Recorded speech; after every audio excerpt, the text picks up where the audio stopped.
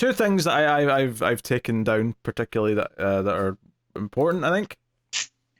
One is we have now what the event's going to be in the summer. We know what that's going to be, and it's also the answer to what Mark Waid and Dan Mora are working on.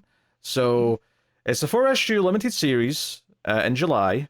However, as expected, there's going to be a short thing in the Free Comic Book Day special, as there usually is for these things. And then there's going to be like an issue 0 one-shot kind of thing. So it's called Absolute Power.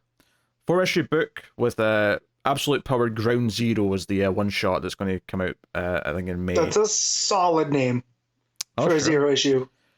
And this is all about Amanda Waller kind of trying to level up, which, makes sense. This is what they've been teasing in various stories. Apparently, the one-shot is going to bridge kind of the end of the Superman House of Brainiac arc. So some of that stuff that Williamson's doing in Superman in Action is going to maybe set some of this up as well. And then it's going to be Waid and Mora doing the actual series. So there's some covers to look at if you want to check those out. There's a few preview pages as well. So obviously it's Dan Mora. So the art's going to be top notch. Top notch, yeah. It doesn't. I'm trying to skim the article here to see if it says if it's going to be releasing like 2 issues a month, because it feels like one of those ones that should be quick, but I don't know. I don't know.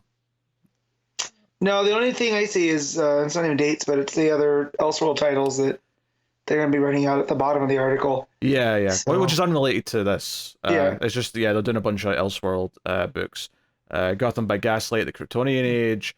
Dark Knights of Steel, All Winter, DC versus Vampires, World War V, and these aren't new titles. We heard these before, and there's a few other ones. I'm going to list them all again. So, I mean, yeah, honestly, it's the creative team behind it is exciting, and I can't deny that they have been like building to Amanda Waller making bigger plays, so it makes sense. And just judging from who's been writing Waller, it is nice at seeming they're all getting a turn. Right, because Williamson got to launch some of this stuff, and then it jumped to Taylor, and now it's going to Waid. So I feel like in trying to set up like a new status quo for her in the DCU, it's nice that it's coming from different creatives, not just one. Yeah, it feels like an initiative that's going through a lot of the people that are doing a lot of the bigger books, which is good. So yeah. Admittedly, am I going to think this was worth losing Waid and Mora on Shazam? I mean, probably not, but No, however, Josie Campbell. We do. We have a good team replacing them. Don't get me wrong. I'm not saying we don't, but it's not Waid and Mora and the silliness that we've become accustomed to. So yeah, we'll see how it is. I mean, as far as these events go, I really enjoyed Beast World, and I think with these names attached, I'll probably enjoy this as well for what it is. So that's cool. And then the other bit of news here is that we're shifting back to Wednesdays at DC, starting in July. Gives me one less day to read. Yeah, Matt likes having the extra day to read before we have to record. Like I can get Batman out of my system right now.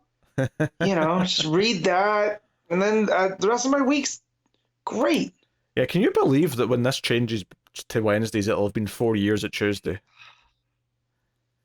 Because that was the early pandemic. That was when the books came back after that month and a half off. So I will say that it didn't really impact me physically because my shop would get them on Tuesdays. They just wouldn't put them out till Wednesdays. Yeah. So if there was any kind of delay, like a couple times, their Marvel shipment or Indies shipment would get, because it was all separate from DC at that point. Sometimes they would get delayed, but DC would be there. So it was kind of a boon for them. So not that everything's digital now anyway. So if stuff doesn't come in, I at least have a backup that I don't have to wait for the physicals. But yeah, I like having that extra day. Yeah.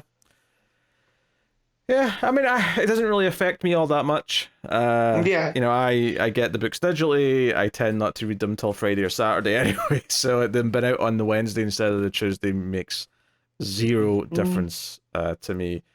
And if you are someone whose shop, because I know a lot of shops did just wait until Wednesday just so they were with the other books, then it will make a difference to you. So it feels like this is just sort of syncing back up with everyone else. So, yeah.